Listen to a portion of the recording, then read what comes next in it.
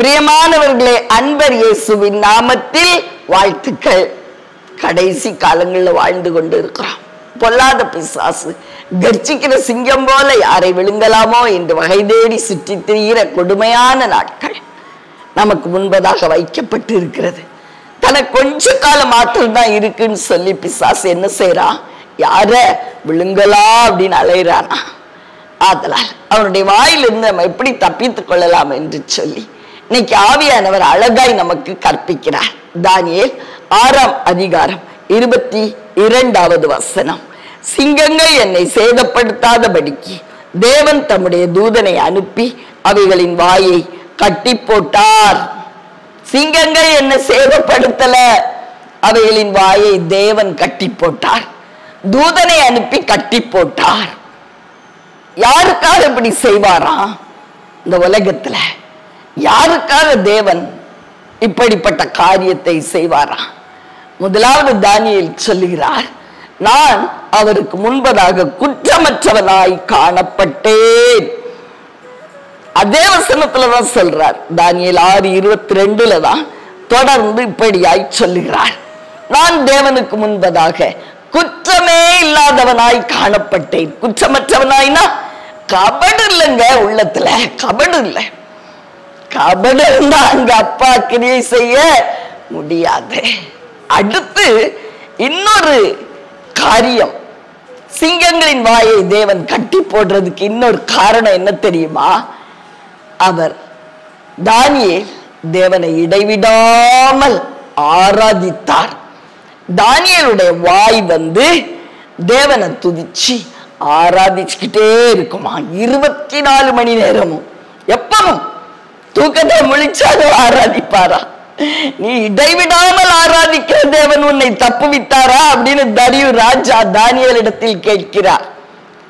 இன்னும் சொல்லுகிறார் தரியு, நீ இடைவிடாமல் ஆராதிக்கிற தேவன் உன்னை தப்புவிப்பார். தானியேலே, தேவனுடைய தாசனே, இதை தேவன் உனக்காக செய்வார். பாத்தீங்களா பிரியமானவர்களே, இந்த ராஜா ஒரு சர்டிபிகேட் கொடுக்கிறார் தானியேலுக்கு. இடைவிடாமல் அவர் தேவனை ஆராதித்த ஒரு தேவ மனுஷன். அவருடைய வாய் தேவனை துதிக்க துதிக்க துதிக்க துதிக்க சிங்கங்களின் வாய் கட்டப்படும் கட்டப்படும் கட்டப்படும். பிரியமானவர்களே, உங்களுக்கு விரோதமா சிங்கம் கர்ச்சிக்குதா? பிசாசு எழும்பி போராடுறானா? பல விதத்துல தொந்தரவு கொடுக்கிறானா? வியாதியை கொண்டு வந்தானா? கடனை கொண்டு வந்தானா? பிரச்சனைகளை உண்டு பண்ணுகிறானா? சமாதானத்தை கெடுக்கிறானா? குடும்பத்தை பிரிச்சு போடுறானா? இன்னும் அநேக உபத்திரவங்களை உண்டு பண்ணுகிறானா? கவலைப்படாதீங்க பிரியமானவர்களே, அவன் வாயை கட்டணும்னா ஒரே ஒரு காரியம் நாம் செய்ய வேண்டியது, நம்முடைய வாய் அவரை இடைவிடாமல் ஆராதித்து துதிக்கணும். சிங்கத்தோட வாய் தானா கட்டப்பட்டுரும். பரலோகத்தின் ஒத்தாசையினால் கட்டப்பட்டு விடும். நிச்சயமா இதை அனுபவித்த தானியேல் அதற்கு சாட்சி கொடுக்கிறார். பிரியமானவர்களே, நாமும் கூட நம்முடைய வாழ்வில் இந்த அற்புதத்தை, இப்படிப்பட்ட ஒரு அற்புதத்தை நம்ம அனுபவிப்போம். பொல்லாத பிசாசு அவனுடைய வாய், நமக்கு விரோதமாய் எழும்புகிற வாய், கர்ச்சிக்கிற வாய், கொந்தளிக்கிற அந்த வாய், அது கட்டப்படும் கட்டப்படும் கட்டப்படும். பிரியமானவர்களே, துதி நம்முடைய வாயிலிருந்து விலகவே வேண்டாம். உங்களுக்காக ஜெபிக்கட்டுமா? அன்பின் பரலோக தகப்பனே, அருமையான நல்ல ரட்சகம் ஆவியானவரே, அப்பா, அழகான ஒரு ஆலோசனையை கொடுத்தீரப்பா. பொல்லாத பிசாசின் வாய், எங்களுக்கு விரோதமாய் கர்ஜிக்கிற எழும்பி கொந்தளிக்கிற வாய் கட்டப்பட நாங்கள் இடைவிடாமல் எங்களுடைய வாயை விரிவாய் திறந்து உம்மை ஆராதிக்க வேண்டியது அவசியம். நாதா, ஆதலா தயவாய் இறங்கி எங்களுக்கு கிருபை செய்யும். துதிக்கிற துதி எங்களுடைய வாயில் இருந்து விலகவே கூடாதப்பா.